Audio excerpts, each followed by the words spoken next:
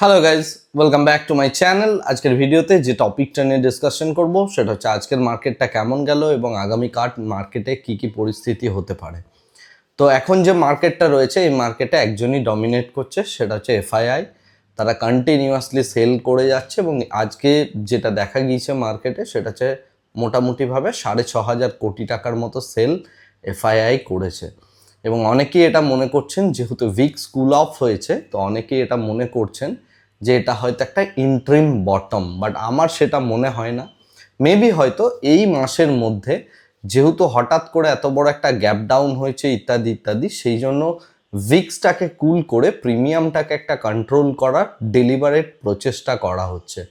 তো এই ডেলিবারেশনের মধ্যে যে জিনিসটা ঘটতে পারে সেটা হচ্ছে আমাদের এই মাসের যে এক্সপায়ারি আছে, এই এক্সপায়ারিটা মোটামুটিভাবে এই 25,500 25,400 থেকে 22,400 থেকে 22,800-র মধ্যে এই জায়গাটার মধ্যে ক্লোজিং দিতে পারে। আগামী আর 3টে দিন আছে। তো সুতরাং এখানে যদি আপনি একটা বাটারফ্লাই করতে পারেন, নট বাটারফ্লাই, আয়রন কন্ডর যদি করতে পারেন, তাহলে এখান থেকে ইজিলি একটা পয়সা বানানো যেতে পারে।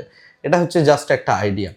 সেকেন্ড যে বিষয়টা নিয়ে কথা বলবো সেটা হচ্ছে এই যে আমাদের নিফটিটা আজকে ফল করলো, আপনি যদি দেখেন এই জিনিসটাকে ডমিনেট করেছে দুটো সেক্টর। একটা হচ্ছে আমাদের আইটি এবং তার সাথে সেকেন্ডটা হচ্ছে মেটাল, রাইট?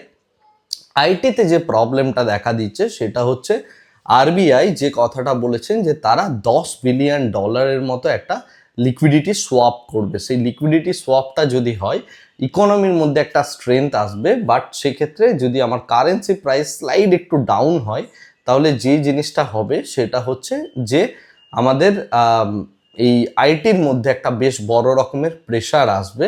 তার কারণ হচ্ছে আইটি কোম্পানিগুলো হচ্ছে এক্সপোর্ট ওরিয়েন্টেড কোম্পানি। এটা হচ্ছে পয়েন্ট নাম্বার 1। সেকেন্ড যে বিষয়টা সেটা হচ্ছে ইউএসের ইনফ্লেশন প্রচণ্ড পরিমাণে বাড়তে শুরু করেছে। ইউএসের ইনফ্লেশন যদি বাড়ে এই ট্যারিফ ওয়ারের জন্য, এবং তার সাথে সাথে ইউএসের পিএমআই ডেটা খুব একটা ভালো আসেনি, অর্থাৎ পারচেজিং ম্যানুফ্যাকচারিং ইন্ডেক্স যে ডেটা হয়, পিএমআই ডেটা, সেই ডেটাটা খুব একটা ভালো আসেনি। যে কারণে আমরা লাস্ট ডে ইউএসএ মার্কেটের মধ্যে একটা বড় ফল দেখেছি। তো সেটা যদি হয় তাহলে আমাদের আইটিতে কিন্তু নতুন করে অর্ডার আসা শুরু হবে না। এটা যদি না হয় আইটি কোম্পানিগুলোর জন্য এটা কিন্তু ভীষণ নেগেটিভ একটা নিউজ। থার্ডলি যে বিষয়টা দেখা দিচ্ছে সেটা হচ্ছে আইটির যে ওয়ার্কফোর্সটা রয়েছে, সেই ওয়ার্কফোর্সের অনেক পরিমাণ লোকজন এখন বেঞ্চের মধ্যে রয়েছে, যেটাকে ওদের বেঞ্চ কনসেপ্ট বলে আইটির ক্ষেত্রে।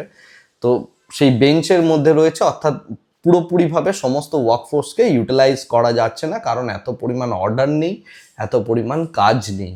তো এই বিষয়টা যদি হয়ে থাকে তাহলে যে সমস্যাটা দেখা দেবে সেটা হচ্ছে আইটির মধ্যে কিন্তু একটা স্লো ডাউন আসবে। সো গোয়িং ফরওয়ার্ড আগামী দিনে যদি আইটির মধ্যে এরকম একটা স্লো ডাউন আসে, তাহলে এই স্লো ডাউনটা অর্থাৎ নিফটিকে কিন্তু ড্র্যাগ করার কাজটা করবে আইটি।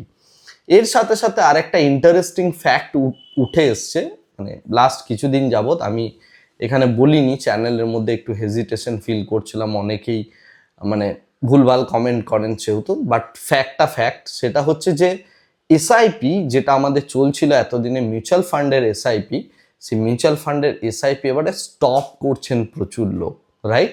তো আমরা যদি ফেব্রুয়ারি মাসের ডেটা দেখি, এসআইপির ফ্লোটা হয়তো ঠিক আছে পয়সার দিক থেকে, বাট সেটার এবারে স্টপ হতে শুরু করেছে এবং প্রচুর সংখ্যক মানুষ এসআইপি স্টপ করেছেন।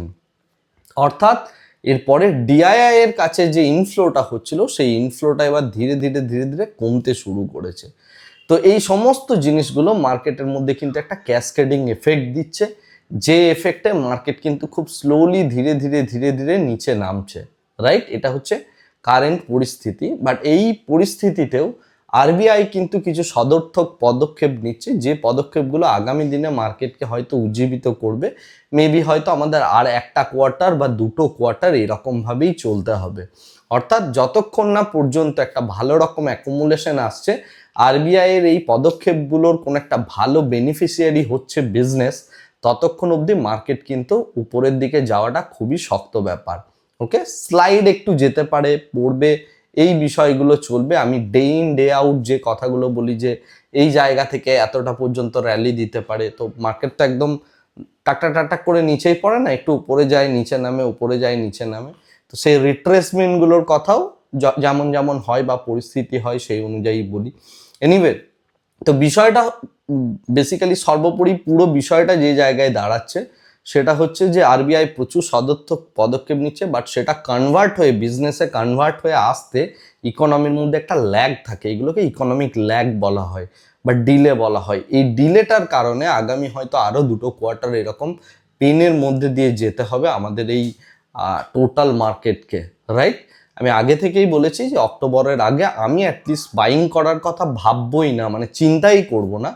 যদিও এপ্রিলের দিকে ইয়ার এন্ডিংয়ের পরে প্রত্যেকটা মানে কোম্পানি কি টাইপ অফ রেজাল্ট দিচ্ছে সেই বিষয়টা একটু দেখার আছে, রাইট? তো এগুলো প্রত্যেকটা অবজারভেশন মোডে থাকবে। এবং এসআইপি যেহেতু স্টপ হচ্ছে, সো পাবলিকের ইন্টারেস্ট বা ইনফ্লোটা এবার ধীরে ধীরে ধীরে ধীরে কম হচ্ছে। এটা আগামী দিনে আরও ধীরে ধীরে ধীরে ধীরে কমতে শুরু করবে।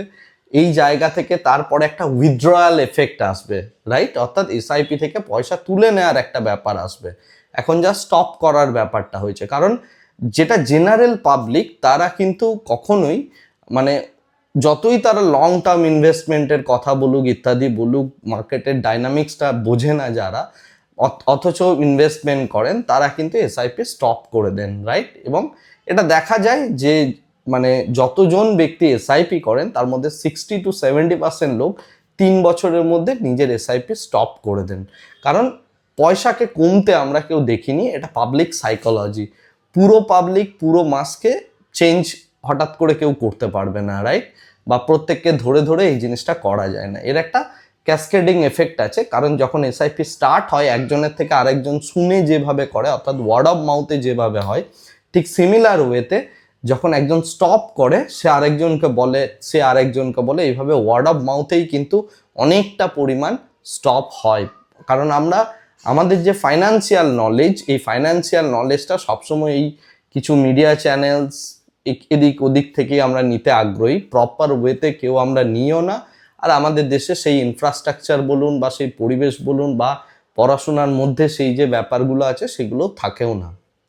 এনিওয়ে, সেই বিষয়গুলো নিয়ে কথা বলে কোনো লাভ নেই আপাতত। বাট মার্কেটের যে পরিস্থিতিটা, সেই পরিস্থিতিটা কিন্তু এই মুহূর্তে যথেষ্ট জটিল। তার কারণ হচ্ছে একদিক থেকে গ্লোবাল প্রেশার এবার আসতে শুরু করছে, ডোমেস্টিক্যালি এই মুহূর্তে কোনো নিউজ নেই, মানে না আছে পজিটিভ নিউজ না আছে নেগেটিভ নিউজ। আরবিআই একটা প্রাণপণ চেষ্টা করে যাচ্ছে। আমার যে গভর্নমেন্ট রয়েছে, গভর্নমেন্টের হাতে কিন্তু আর কিছু করার নেই টিল নেক্সট ফেব্রুয়ারি। তার কারণ হচ্ছে যে ফেব্রুয়ারির পর আবার নতুন বাজেট আসবে, তো তার আগে গভর্নমেন্ট যেভাবে অ্যালোকেশন দিয়েছে সেটাকে মার্কেট অলরেডি ফ্যাক্টর করে নিয়েছে। তো এই সমস্ত কিছুকে নিয়ে মার্কেটের পরিস্থিতিটা কিন্তু খুব একটা ভালো নয়। এবং এর সাথে সাথে আইটির মধ্যে যদি ওয়ার্কফোর্স কম হতে থাকে তাহলে সিনারিওটা ধীরে ধীরে ধীরে ধীরে আরও খারাপ থেকে খারাপতর জায়গায় যাবে। ওকে, যদিও আজকের ডেটে যদি আবার দেখা হয় তাহলে মিড ক্যাপ সেক্টরের মধ্যে কিন্তু এই পতনটা অত বেশি লক্ষ্য করা যায়নি। মেনলি ব্যাংক নিফটি এবং তার সাথে সেন্সেক্সের মধ্যে দেখা গিয়েছে। এখন আগামীকালের মার্কেটের কথা যদি বলতে হয় তাহলে আগামীকাল মার্কেট আমরা যে জিনিসটা দেখতে পারি সেটা হচ্ছে 3টে জিনিসের এফেক্ট।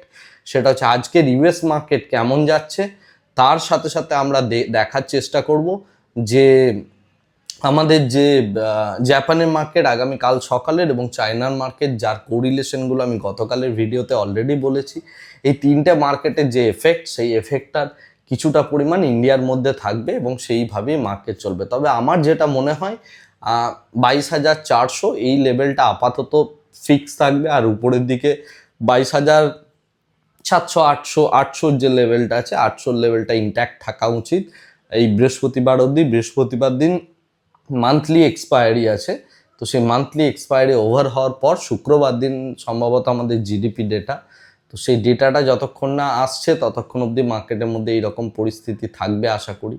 তো এটাই হচ্ছে মার্কেটের পরিস্থিতি, নতুন করে বলার কিছু নেই। আপাতত এই ভিডিওটা এখানেই স্টপ করছি। Thank you very much, bye bye, tata.